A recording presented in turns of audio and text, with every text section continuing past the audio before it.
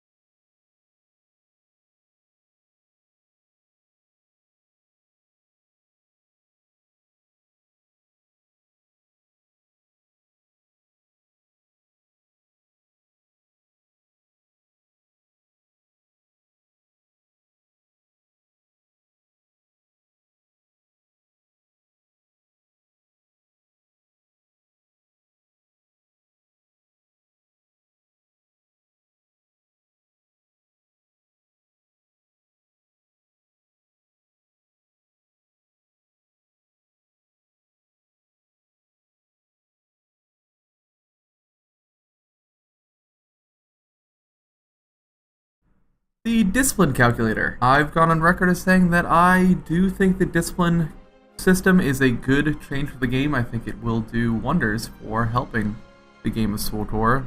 I think that it's better than the WoW system, which I disliked. It's still not perfect, but I think the WoW system took way too much customizability away from the player. Even if it was just the illusion of choice, I think it's important to give players something every level to make them feel like they're gaining something. It makes leveling important, because if you're not going to give something to someone every level, then why have the level to begin with? Just have them skip, if you don't get a skill point or an ability on level, say 11, just skip level 11. That's not a meaningful level. If leveling is just a number, then I don't think it's rewarding, and it really gives the player what they're looking for. So this is better as in it gives level. Let's see if I can bring this up on the screen for you. I can do this. Bro. Here, go. Throw up the discipline calculator right here. You can see what I see. Here. Okay. So discipline calculator. This, what we are looking at right here, is the sorcerer discipline calculator. I also have up the scoundrel discipline calculator, which is kind of a bugged thing. I don't know if I'm supposed to be able to see that, but I have it up somehow, so we'll discuss that as well. But as I'm sure you're aware, but if not, the Sith Sorcerer and the whole new discipline system allows you to pick one of 3 specs, so you can't hybrid. Hybrids are dead, basically. You can pick one, so we're going to pick Lightning here. It gives you the 4 key abilities to that class, which will allow you to gain your key components of your abilities without having to train them or talent them. You just automatically get Chain Lightning at 10. You get Lightning Flash, which I believe is new. You get Thundering Blast up at level 26. and you get Lightning Bolt 57. So they give you kind of a natural progression. It lets you know these are the abilities you should be using. Then you have your disciplines, where you have your discipline path, and then you have your perks, basically. On your discipline path, that's all the key components. They've taken basically all the mandatory talents, and they have rolled them up into this track. So as you go up, you automatically get them instead of having to choose them. This is good for a couple of reasons. It gives new players a little bit more, well, it doesn't give them anything, it really forces them to take a more natural progression of abilities, so you don't end up with the person trying to level not getting a key ability because they don't think they need it. That's good. It also it helps the new player in showing them what they should be doing. So if they see on the discipline path, okay, this helps Lightning Strike, Lightning Bolt, Thundering Blast, and Force Storm, so I should probably be using those abilities, whereas the current talent system, there are talents that help other specs and not necessarily the spec in question, so you can kind of get mixed messages there. So I think this is a good change in that respect. You also get these utility points, which will allow you to pick from the utility pool that's over here. I'm going to go ahead and max this character out, because I think the utility pool is the most interesting part of the system. I think that it's great that they are taking the mandatory stuff and just giving it to you, and then allowing you to have more choice in other respects. But I think the most important part is going to be making sure that these skills never become the mandatory skills. I think it's very important for players to have the run of all of these, basically. You're able to pick and choose which you like or which will work best in the scenario you're working on. And I think they've done an okay job with that, but I think it can be improved. So let's take a look. So in the skillful, we have Overload heals you and up to 7 effective players for X. So this allows your self-heal to burst out, basically. And these utility skills, is important to note, they are common for all 3 of the advanced classes. Not all 3 of the advanced classes, all 3 of the specs in the advanced class. So a DPS could take this to heal your allies. Okay, I think that's an interesting thing, but I think it's too mandatory for the healers.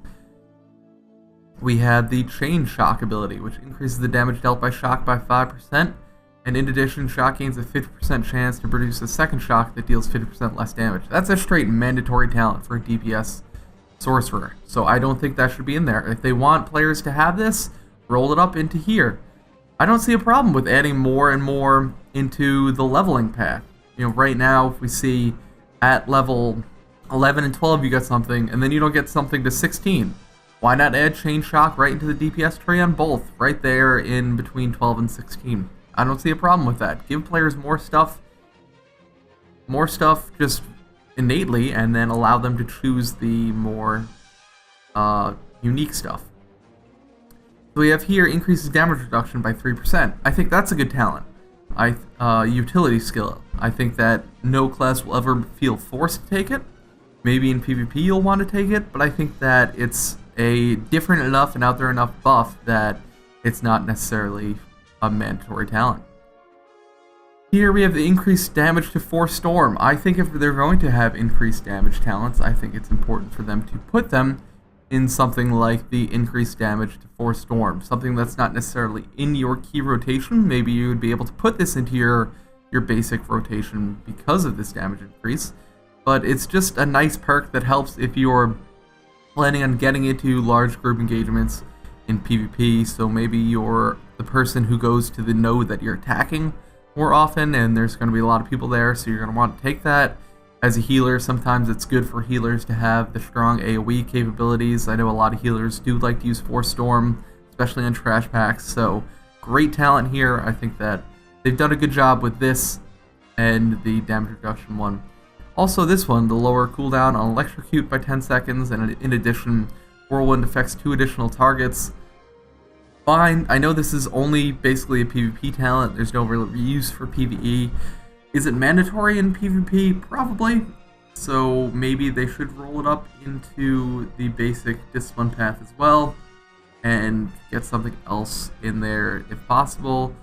Target is stunned by Electrocute, suffers sap strength. When the Electrocute wears off, reduces the damage dealt. Now, if this worked in PvE, I think maybe it would see some more play. I don't know if it is, but if not, so far in this skill tree you have 2 mandatory talents, basically, but really even 3 mandatory talents: the sap strength, the electrocute, and the shock.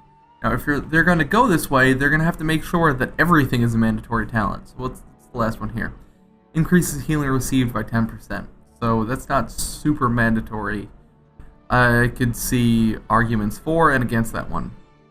But basically, if you're a lightning Sorc, you're going to take chain shock, probably in PvP this is. Probably the sap strength and the electrocute cooldown plus the double whirlwind.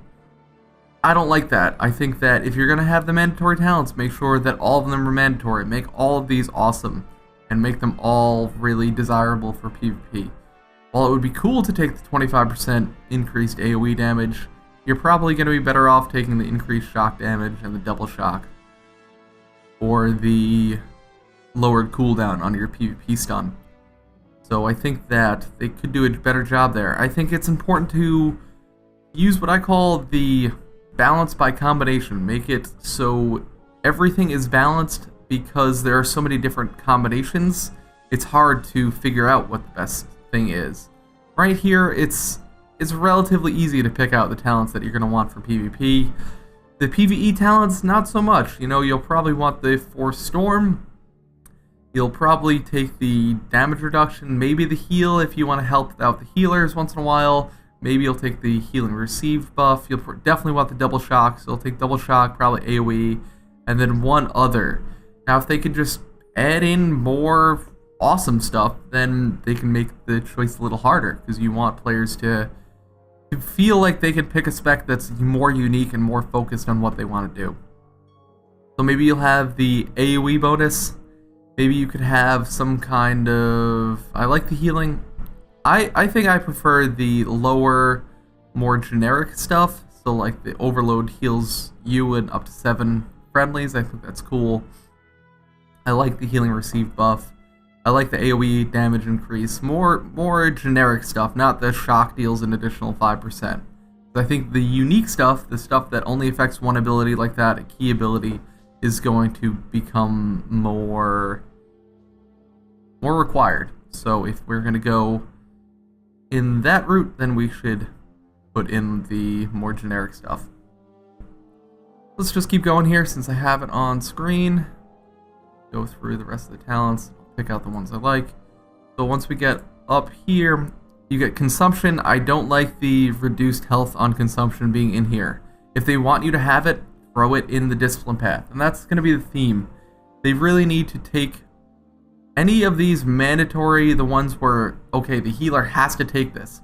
Put the healer one in there and give the healer something different in here. I don't see a problem with taking out with making the utility talents more generic, making them so that each individual class has to pick their own, so that if you want to be a DPS and taking the health spent by consumption reduced by 25%, then you can, but the healer, who basically needs it, it's essentially required for a healer.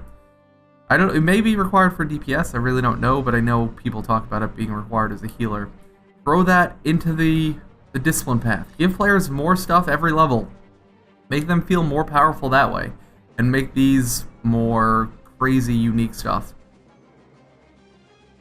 The 4-speed talent, I like immersion. I like that being in here. I think that's a neat talent that isn't required, but I could see it being used in PvP, and I can see it being used in PvE. Right now I'm using the Dolphy calculator, so if you just Google search discipline calculator SWTOR, you'll be able to find it.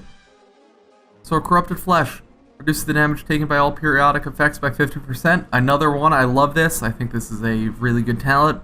I think it has uses in PvP, PvE. I think that's important. It's nice and generic. It doesn't say specific periodic effects. It's just a periodic effect reduction, which I think is good. Activating Cloud Mind grants suppression, which increases damage. Another great talent. I think it's nice that it ties into a class ability, ties into a situation where you may want to use the class ability. It basically gives another cooldown to PvP sorcerers because it gives their threat reduction another use. It gives them a 25% damage reduction bonus on it. And in PvE, maybe after the first couple rotations, your threat drop isn't as important, so you can afford to use that as a damage reduction as well. The lightning barrier increases the amount absorbed by static barrier by 20%. I don't like this one. I think this is another one of the probably mandatory talents, especially for healers. Static barrier basically goes into your rotation. Throw that into the skill tree and put something new in here. Overload binds targets in electricity, immobilizing them for 5 seconds. Direct damage reduces this by 2 seconds. I think this is another great ability. While it looks like it would be mostly PvP, if there are some kiting applications in PvE, maybe a boss fight that requires a Sorc to kite, this would be a pretty good ability for them to take. I think this is one of those situations where a player in a boss fight, I think it's cool if before a boss fight players feel like, okay, I can tweak my spec a little bit, take this talent and this talent, and then I'm much more useful in this fight. And there isn't a generic, okay, you always use this kind of utility set. There's no reason to not use these. And I think there's a problem with like the chain shock ability in that players will always find ways to take the damage increases, even if it seems like the damage reduction abilities, like the 10% damage reduction or the self-heal, helps your players. DPS players are always going to take the higher DPS abilities because they'll say the healers will heal better, I'll play better, I'll move faster, move quicker, realize what's going on faster, I can afford to take the 5%, whatever. If you don't give them the choice on the 5% damage increase and the double shock, then maybe they'll have to figure out, do I want the self-heal, do I want the damage reduction, or do I want the self-heal received? Do I want both of them and maybe not something else? I think that's what you want players to do. You want players' choices to feel like there's no right answer, but there's also no wrong answer. So we'll just continue on, and then finally Backlash, static barrier, you place on yourself, erupt on flash. Okay, so this is the self-stun. Again, probably more of a PvP thing. I don't know if everyone has to take that. Do DPS take the flash stun? Probably, so if they do, throw it into the talent tree. Add something new here. And then finally,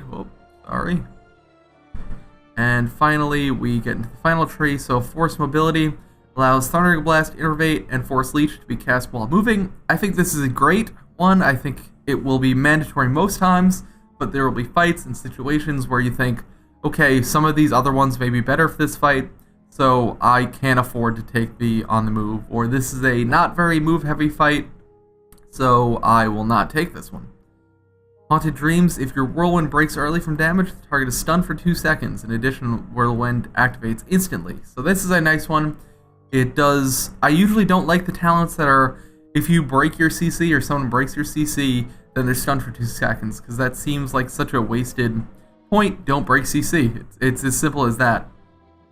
So talents like that I usually don't like, but I do like it's a small benefit on top of the Whirlwind activating instantly, so that's a cool ability. It could be used in PvE if CC becomes important, so that's nice.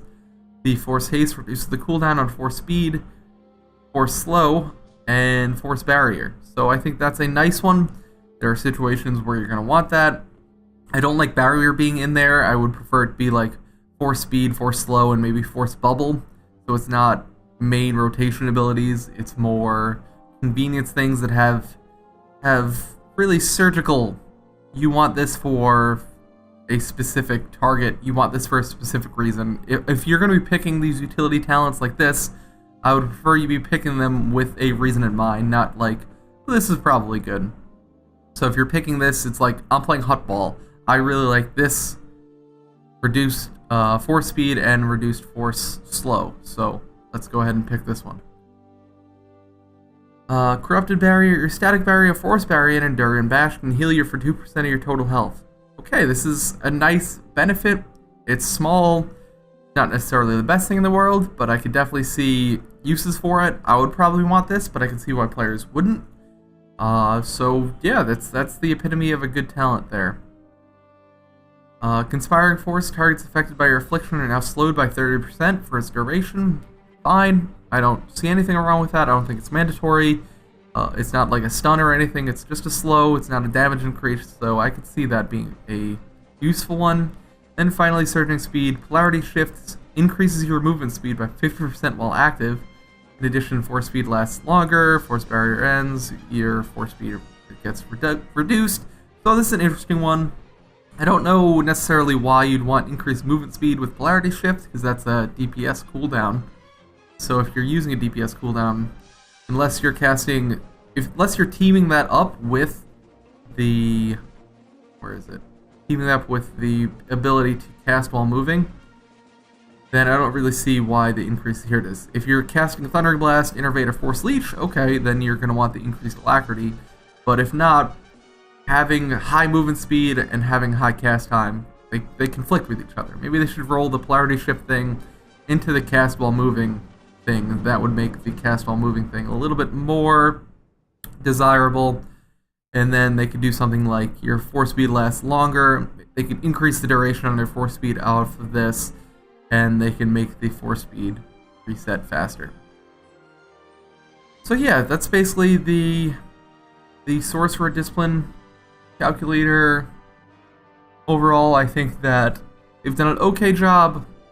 Like I said, in most tiers, there are maybe 1 or 2 mandatory abilities, so there still is that one choice ability where you can specify what you want it for, but I still think that they could use work, and instead of making players feel like there are mandatory picks, either make them all feel mandatory or make none of them feel mandatory. Make them all very generic and make them all very situational. And then balance by combination. Make it so that it's hard to figure out what the best spec is, because there are so many different combinations of different talent points you can pick, and so many situational talent points that there isn't necessarily a best spec. That'll do it for this first segment. In the second segment, we will be talking about PvP rewards, and I will comb the dev tracker for anything else.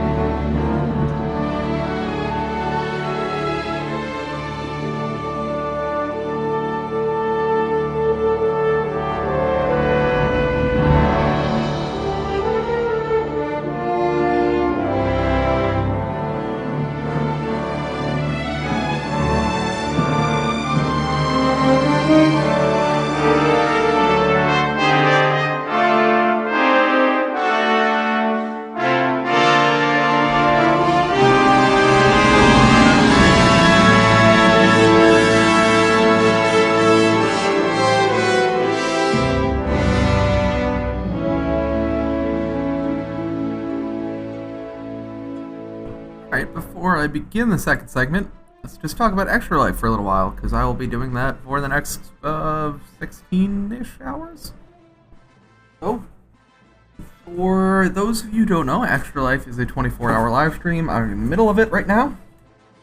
If you want more information, you can go to that schedule link right on the video. Go ahead and type that in. I also linked it below in the description to this stream. I'll be playing all sorts of video games. I have game codes to give out, I have SWTOR cartel packs to give out, and the wonderful grand prize, which you may or may not have seen, is the Star Wars The Old Republic Encyclopedia. Right there. See, it is signed by members of the BioWare dev team. So we got Bruce McLean up there, we also got Jesse Sky right there, Paul Hood down here, and then on the inside we got more members. You can see Eric Musco's great signature right there. So this is a really cool book. It's fully illustrated coffee table book. Could easily, display this in your house, apartment, what have you. It's great, really cool. So if you want to win that, all you have to do is donate $5 to my charity stream link in the show notes or below this video. You can see right down there the second bit.ly link.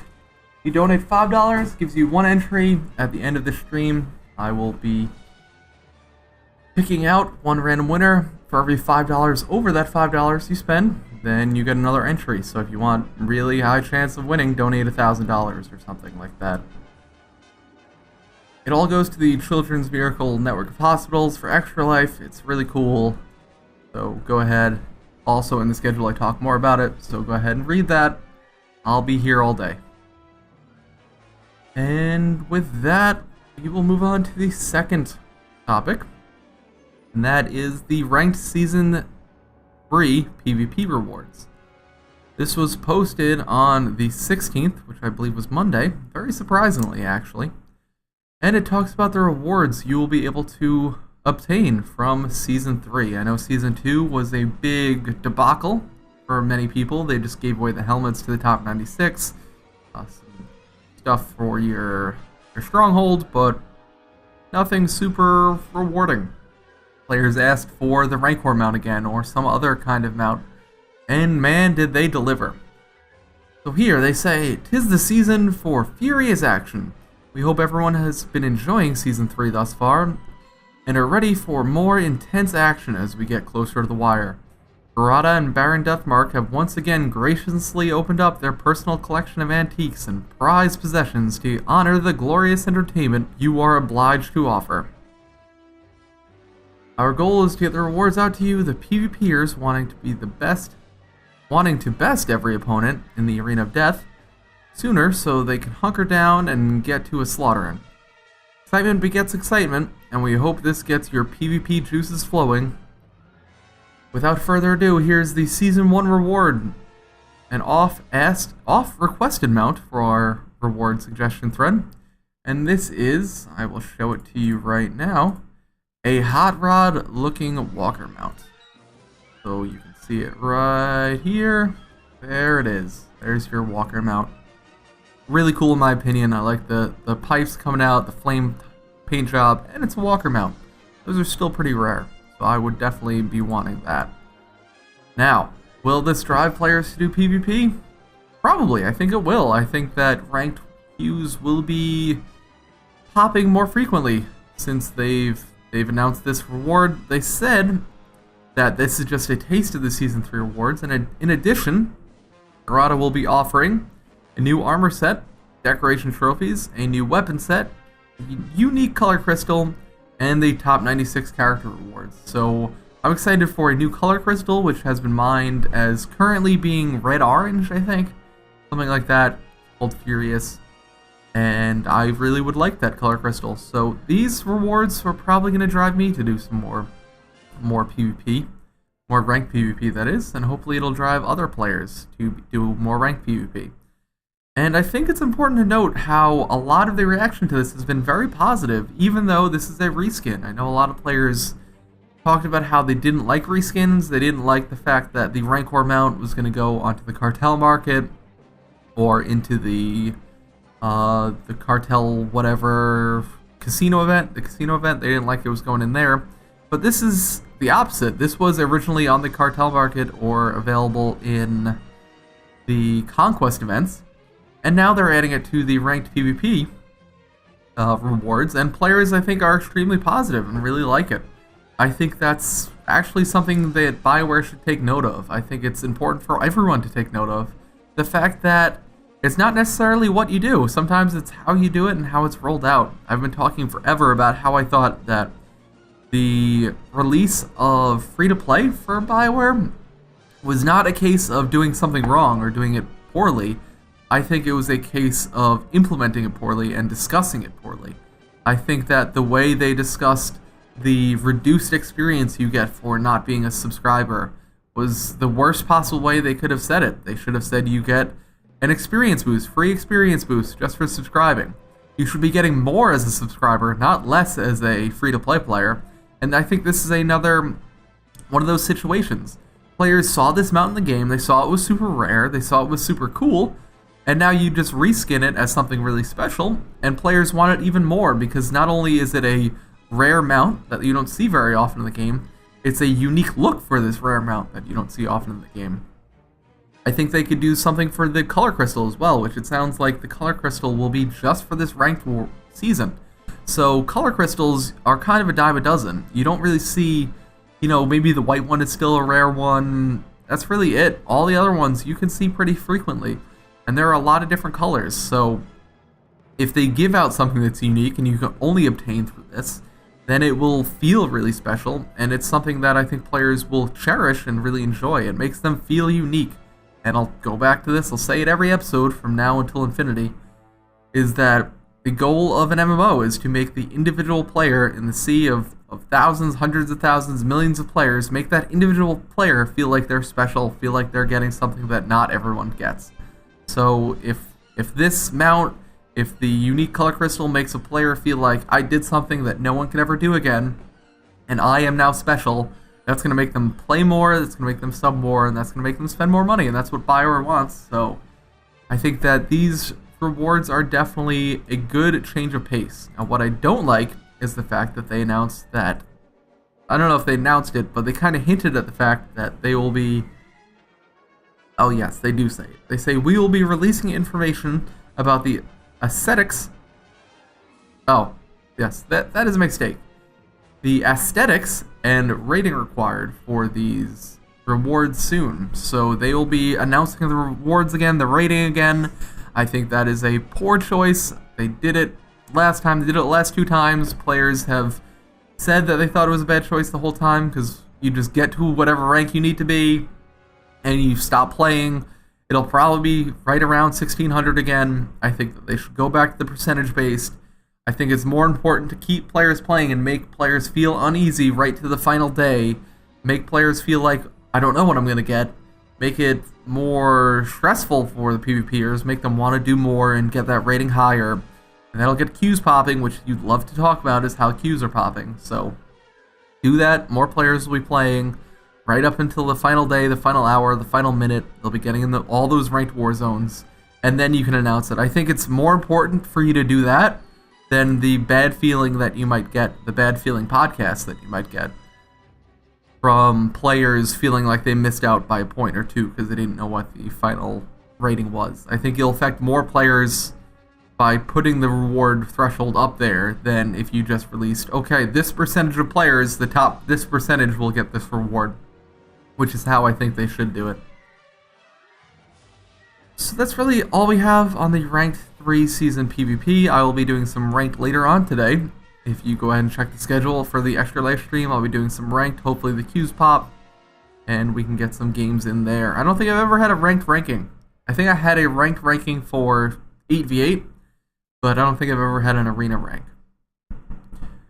And I guess I could talk about the patch that happened this week. They put back in 16-man operations. It looks like the servers have not buckled under the weight of 16-man operations, which is great.